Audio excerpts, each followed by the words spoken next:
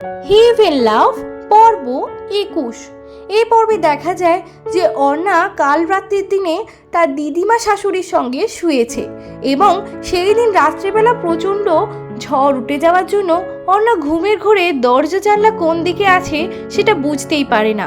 এদিকে এত প্রচণ্ড ঝড় বৃষ্টি যে ঘরে ঝড়ের ঝাপটা আসছে, তাই জন্য শুভঙ্কর বাধ্য হয়ে সেই অন্ধকারের মধ্যে দরজা ঠকঠক করে, কিন্তু সেটা যে শুভঙ্করের ছিল তা অর্ণা বুঝতে পারে না। দরজা খুলে দেওয়া মাত্রই কেউ একজন এসে তাড়াতাড়ি করে জানলাগুলো ভালো করে বন্ধ করে দেয়। অর্ণা অন্ধকারের মধ্যে দেখতেই পায় না যে কে এসেছে। সে ভাবে হয়তো কোনো একজন এসেছে, কারণ ঘুমের ঘোরে সে সেই রকমভাবে বুঝতেও পারে না শুভঙ্করের গলা। তাই তারপর এই সব জানলা দরজা বন্ধ করার পর হঠাৎ করে সেই মানুষটি যেন অর্ণার হাতটাকে চেপে ধরে তার কাছে টেনে নেয়। তারপর হঠাৎই ঠোঁটে যেন ঠোঁট মিশিয়ে দেয়। অর্ণার ঠোঁটে যখন অন্য একটি মানুষের ঠোঁট ছোঁয়ায় তখন অর্ণা বুঝতে পারে এটা শুভঙ্কর।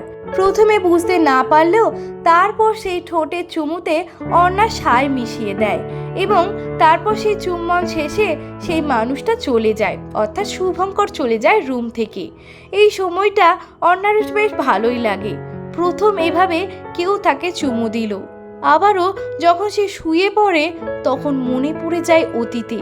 মনে হয় যে এভাবে সে আদিত্যকে চুমু দিতে চেয়েছিল, কিন্তু সেদিনকে ট্রেন তাড়াতাড়ি আসার জন্য জড়িয়ে ধরে থাকতে পারলেও তাকে চুমু দেওয়া হয়নি। সত্যি তাহলে হয়তো আদিত্যকে চুমু দেওয়াটা তার ভাগ্যেই ছিল না, তাহলে হয়তো আজ এই চুমুটা আদিত্যই দিত।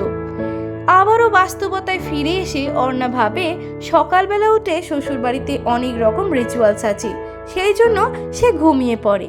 সকালবেলা ঘুম থেকে উঠে আবারও আশীর্বাদ পর্ব শুরু হয় এবং অর্ণাকে তাড়াতাড়ি বেনারসি পরে রেডি হতে বলা হয়। সকল আত্মীয় স্বজনরা উপহার সমেত অর্ণাকে আশীর্বাদ করে। তারপরে আশীর্বাদ শেষে খাওয়া দাওয়া শেষে এবার পার্লারের মেয়েরা এসে যায় রিসেপশনের জন্য অর্ণাকে সাজাবে বলে। অর্ণাও সাজতে বসে যায়। এদিকে শুভঙ্করের মনে হয় অর্ণা কিরকম সাজছে সেটা দেখি, তাই মাঝে মাঝে কখনো ব্লেজার নিতে, কখনো বা শার্টটা নিতে, কখনো বা কোনো জিনিস নিতে বা ওয়ালেট নিতে অর্ণার রুমে চলে আসে। সেটা দেখে পার্লারের মেয়েরাও বেশ হাসাহাসি করতে থাকে।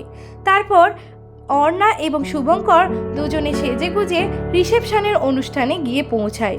সেখানেও সমস্ত আত্মীয় পরিজনদের সঙ্গে কথাবার্তা, ছবি তোলা ইত্যাদি সব কিছুই হতে থাকে। গল্পের পরবর্তী অংশ শুনুন পরবর্তী পর্বে।